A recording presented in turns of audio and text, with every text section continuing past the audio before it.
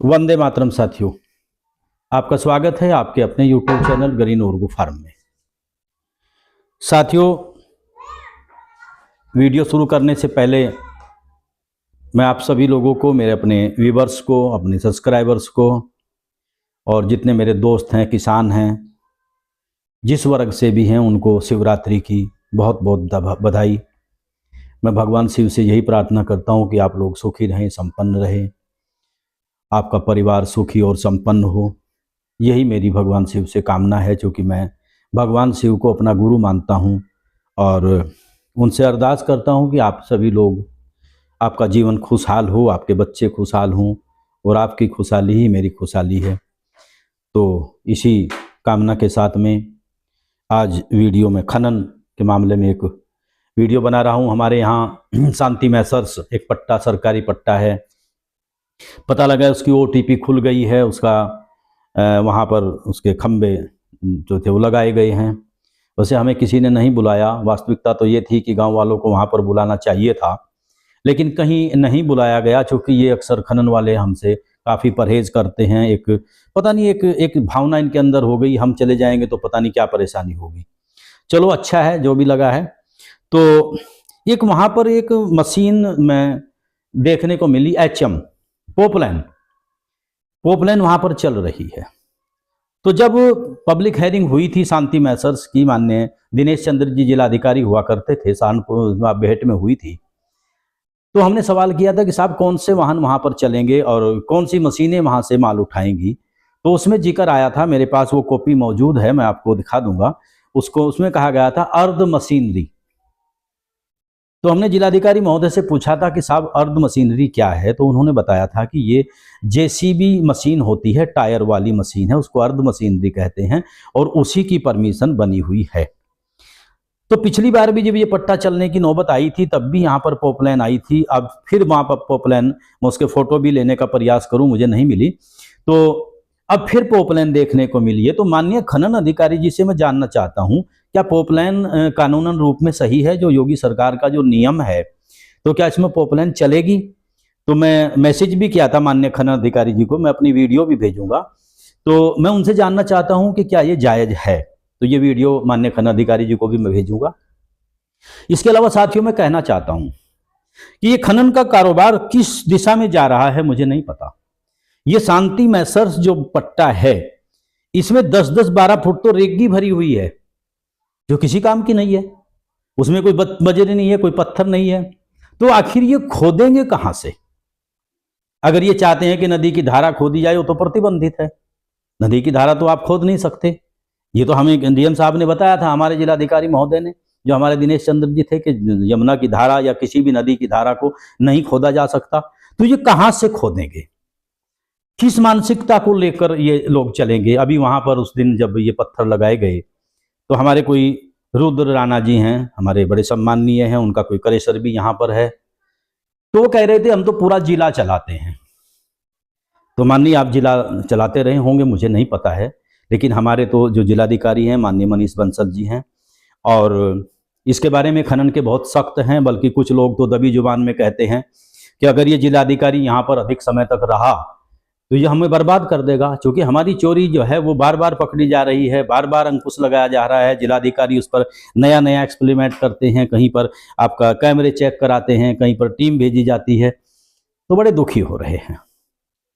तो मुझे नहीं पता ये लोग माल कहाँ से लाएंगे, इसके रमन्ने बेचेंगे या इनका क्या मेन मोटो है, मुझे नहीं पता है। तो ये तो पट्टे की बात हुई, लेकिन हम ये चाहते हैं कि पट्टा हुआ है तो बहुत अच्छी बात है। आप 10 फीट का, सरकार का नियम है 10 फीट खोदिए, हम आपका स्वागत करेंगे। सभी आप खनन कारोबारी हमारे लिए जो है वो सम्माननीय हैं। तो आप 10 फीट खोद करके अपना काम करिए। सरकार में आपने पैसा जमा किया है, पैसा जमा कर दे, हमें कोई दिक्कत नहीं है। लेकिन मेरा आपसे एक अनुरोध है कि कहीं भी आप बाहे को खोदने की, जो नदी की धारा है उसको खोदने का प्रयास न करें, क्योंकि हम चाहते हैं कि हमारी प्रकृति बर्बाद न हो, हमारा किसान ना बर्बाद हो। क्योंकि पिछले दिनों कई सौ बीघा जमीन इसकी नोनियारी की, जोधेबास की और नीचे कई गांवों की, जो नदी के गर्त में चली गई है। और स्टार माइन में आप लोगों ने बहुत बड़ी तबाही मचाई है, क्या वजह थी मुझे नहीं पता है, लेकिन एक आध दिन ठीक चलने के बाद फिर आप वही काम कर देते थे। उसमें नंबर 2 का माननीय जिलाधिकारी जी के डंडे के बाद भी आप लोगों ने वहां पर बहुत चोरी की है। तो मुझे उम्मीद है कि आप सब लोगों से हाथ जोड़कर प्रार्थना है कि आप यहाँ पर नुनियारी में ऐसा नहीं करेंगे। आप मेरे लिए सम्माननीय है, मैं आप सभी लोगों का सम्मान करता हूँ और मैं चाहता हूँ कि यहाँ पर इस हमारी मिट्टी पर, चूँकि बर्था की और यहाँ की क्लाइमेट में भी फ़र्क है और यहाँ की जो भौगोलिक परिस्थिति है उसमें भी अंतर है। वहाँ पर ज़्यादातर पत्थर है, कटाव कम लगता है, लेकिन हमारे यहाँ पर पत्थर कम है और किसानों की ज़मीनें बर्बाद होती हैं, पिछली भी हुई है। तो इसके अलावा मैं वीडियो में पिछली बार भी डाली थी, माननीय खनन अधिकारी जी को डाली थी, उन्होंने मुझे बताया था कि किसी कमेटी का गठन हुआ है, लेकिन हमें पता नहीं लगा किस कमेटी का गठन हुआ। इतनी बड़ी तादाद में कई जगह पर बर्था असलमपुर में, उससे ऊपर कई जगह उसकी मैं वीडियो और फोटो डाले थे, अपने चैनल पर भी डाले थे, माननीय हमारे खनन अधिकारी को भी मैं दिए थे, उस पर कोई कार्रवाई मुझे लगता है नहीं हुई। इसके अलावा मैं आपको बताना चाहता हूं कि अब भी फोटो में, कल के परसों के भी मेरे पास फोटो हैं, उससे पहले भी हैं, वो जो खुदाई है वो बढ़ती जा रही है। यानी माननीय जिलाधिकारी चाहते हैं कि बिल्कुल भी किसी कीमत पर अवैध खनन, अवैध परिवहन न हो। इसका सबूत इस बात का है कि बार बार वो इस पर कड़ा एक्शन ले रहे हैं और अधिकारियों को बार बार निर्देश दे रहे हैं। उसके बाद भी मैं आपको बताना चाहता हूं कि ये हमारे बर्था असलमपुर में है, एक मोदी स्टोन क्रेशर है, KGF स्टोन क्रेशर है, सत्य साई स्टोन क्रेशर है, लक्ष्मी स्टोन क्रेशर है, राजा राम स्टोन क्रेशर है। ये बर्था असलमपुर में है जो पूरी तरह से खोद रहे हैं। और ये सत्य साई जी के बारे में तो ये बताया गया है कि इसके बराबर में इसने खुदान मचा रखा है। माननीय खनन अधिकारी जी, आप इस पर संज्ञान लीजिए, जो कमेटी गठित हुई है उनको बताइए, अगर किसी को पता नहीं है तो हम जाने के लिए तैयार हैं, हम बता देंगे। तो कार्रवाई क्यों नहीं हो रही मैं समझ नहीं पा रहा हूं। जब जिलाधिकारी सख्त हैं, माननीय हमारे योगी जी, बाबा जी जो है वो सख्त हैं कि अवैध काम नहीं होना चाहिए, चोरों के वो खिलाफ हैं, तो फिर यहां पर कार्रवाई का टोटा क्यों, वो एक बहुत बड़ा सवाल है। इसके अलावा हम बात करते हैं आपके बर्था की। बर्था में आपका नीलकंठ स्टोन क्रेशर है, एक देवभूमि स्टोन क्रेशर है, राधे कृष्णा स्टोन क्रेशर है, संजय कंस्ट्रक्शन स्टोन क्रेशर है, SSG स्टोन क्रेशर है, श्री अम्बे स्टोन क्रेशर है, श्री दुर्गा स्टोन क्रेशर, ये बर्था कोरसी के हैं। और मजे की बात यह है, इसका जो नीलकंठ की बात मैं आपको बताता हूं कि ये नीलकंठ, इसकी जिस दिन फ्लड बंद हुआ था उससे अगले दिन ही इसने खुदाई शुरू कर दी थी।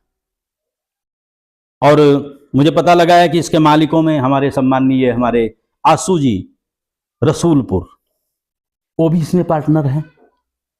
और आसू जी का जहां तक कहना है वो तो ये कहता है कि सारा प्रशासन मेरी अपनी जेब में है, जिस पर चाहूंगा उसी पर कार्रवाई होगी। और इसका एक जीता जागता सबूत ये भी है कि नीलकंठ पर और वासुदेव पर इस पर कार्रवाई हुई ही नहीं।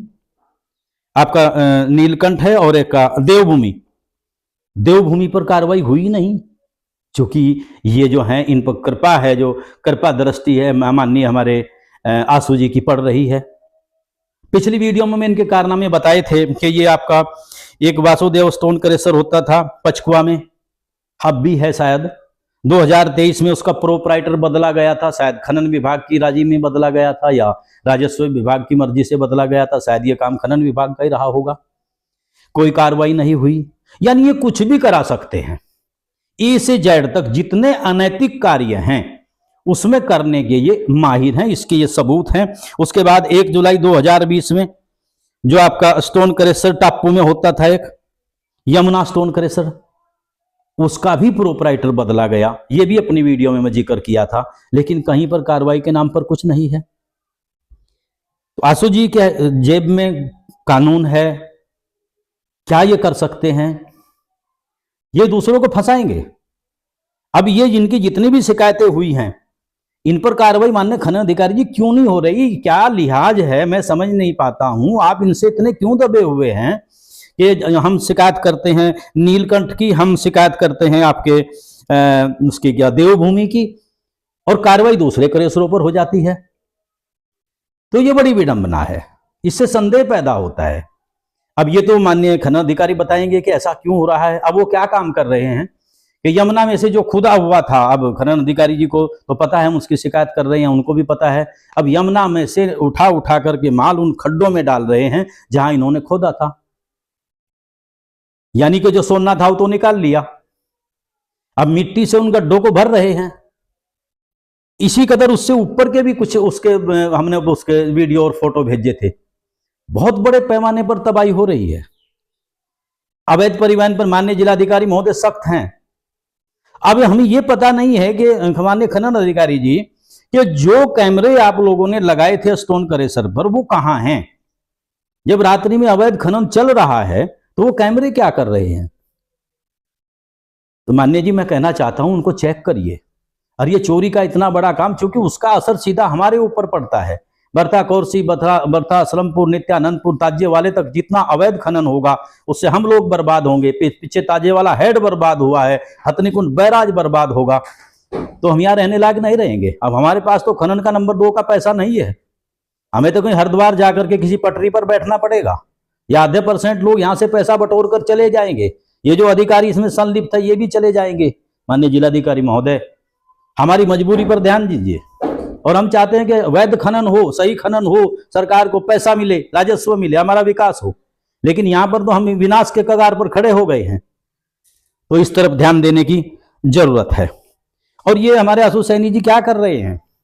बर्था में एक आदमी ऐसा है, एक आदमी की रिपोर्ट मुझे मिली है, उसके पास 17 डंपर हैं, 3 पोपलाइन है, 3 एचएम है और 5 ट्रैक्टर हैं, जबकि उसके पास कोई क्रेशर नहीं है, उसके पास किसी पीडब्ल्यूडी का भी वो ठेकेदार नहीं है और किसी चीज का ठेकेदार नहीं है। तो इतनी पोपलाइन, इतनी डंकर सिवाय चोरी के और क्या काम हो रहा है?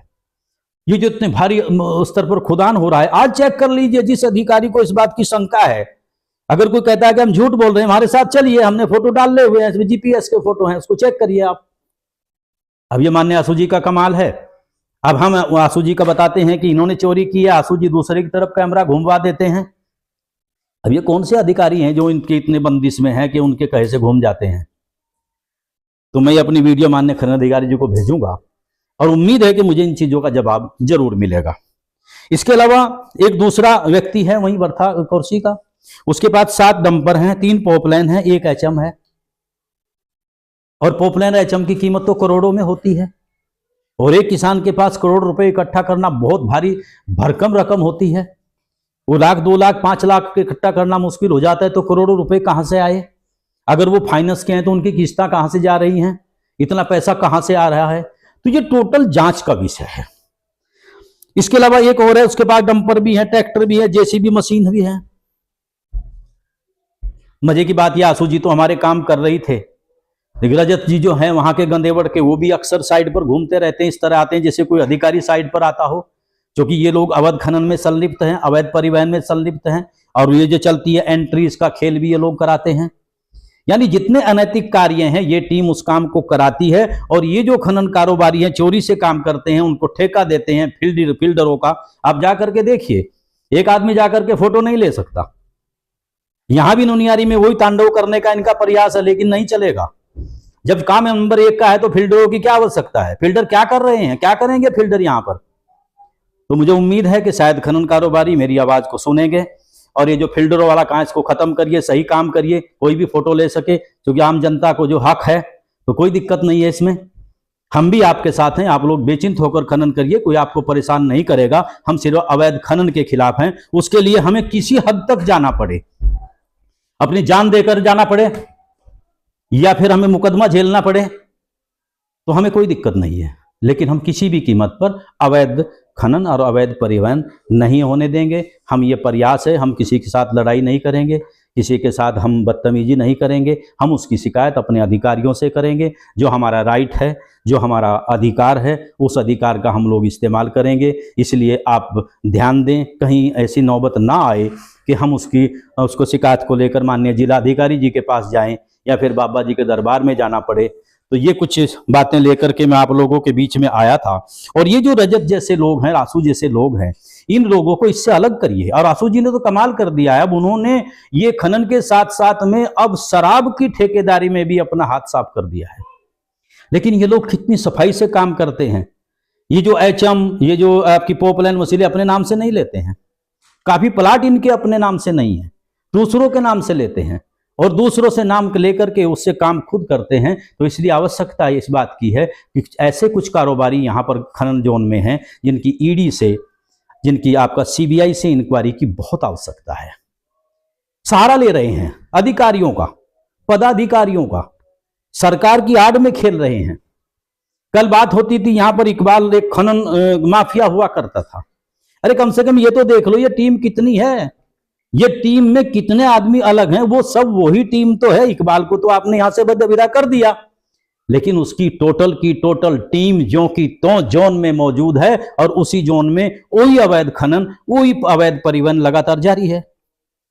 तो मैं अपने नेताओं से, माननीय जिलाधिकारी जी से अनुरोध करता हूं कि मेरी बात पर ध्यान दिया जाए। वैसे हम ये सारे सबूत लेकर के यहां से माननीय जिलाधिकारी को भी मिलेंगे और माननीय हम जरूरत पड़ी तो माननीय बाबा जी के दरबार में भी दस्तक जरूर देंगे। इन्हीं शब्दों के साथ मैं अपनी वाणी को विराम देता हूं और फिर से कहता हूं मेरे सभी खनन कारोबारियों को, सभी मित्रों को, जितने भी इस कारोबार में लगे हुए हैं, कुछ ईमानदार लोग भी हैं क्रेशरों वाले, उन सभी को बधाई देता हूं। हम शिवरात्रि की बधाई, और उम्मीद करता हूं आप खुशहाल होंगे, सुखी होंगे, संपन्न होंगे। इन्हीं शब्दों के साथ मैं अपनी वाणी को विराम देता हूं। जय हिंद, जय किसान, जय जमुना मैया, जय जमुना मैया, जय गौ माता। बहुत बहुत आभार, बहुत बहुत धन्यवाद। जय हिंद।